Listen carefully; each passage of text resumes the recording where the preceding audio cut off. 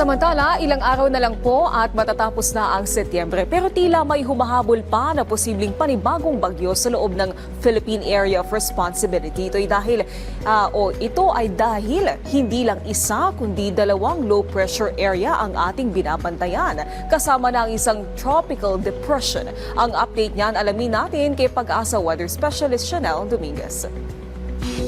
Magandang hapon po sa ating lahat. So update po muna tayo sa ating panahon. So sa ngayon, meron tayong binabantayang bagyo sa labas ng ating Philippine Area of Responsibility. At sa nakikita naman po natin, mababa naman po yung chance nito na pumasok ng ating Philippine Area of Responsibility.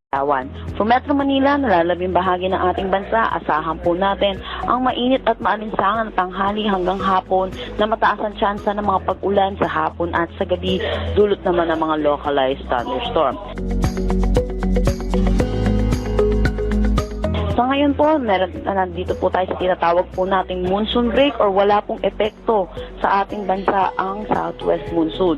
So nakikita naman po natin, wala din pong possible enhancement po ng southwest monsoon dulot po na itong mga low pressure area na ating binabantayan. Para naman po sa update sa ating mga dam, narito ang detalye.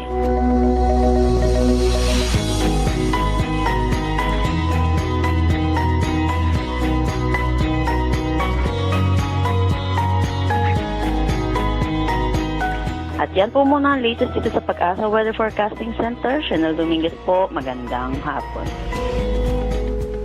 Maraming salamat Pag-asa Weather Specialist Chanel Dominguez at paalala muli sa ating mga kababayan para maging ligtas sa lahat ng pagkakataon mula sa epekto ng pabago-bagong panahon. Ugaling tumutok dito lang sa PTV Info Weather.